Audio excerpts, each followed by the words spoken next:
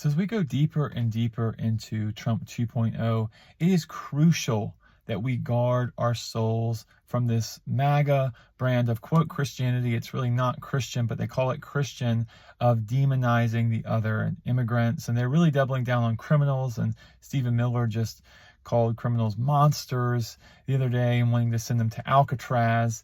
And we have to guard our souls because it's easy to sort of go with the flow with this kind of rhetoric. Oh, they're criminals. Oh, they did bad things. Or they deserve to be punished. And, the reality is we have a criminal justice system. And in my opinion, it's already too harsh. And the sentences are too long. And the conditions are harsher than they need to be before we send them to third world countries, before we send them to Guantanamo Bay, before we send them to Alcatraz.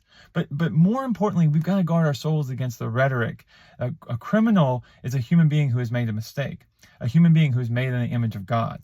And we have to also recognize our long legacy of using criminality against the Black community, especially in Jim Crow. If a Black person was accused of being a criminal in Jim Crow, they could be arrested and thrown in jail and put on a chain gang and forced basically into a life of slavery after slavery was abolished. The war on drugs, a Black kid on a street corner, is a criminal. We see them that way. We see a white kid on a street corner, and we don't think of him as being a criminal. You see a Hispanic person at the grocery store. They're a criminal now. We have criminalized race in this country for 400 years.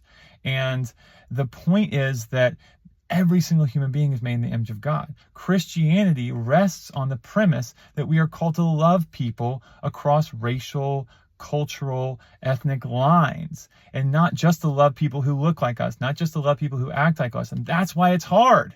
That's why Jesus is pushing us against the spirit of the world that categorizes people like criminals or immigrants as other, or in their case, political opponents, whatever.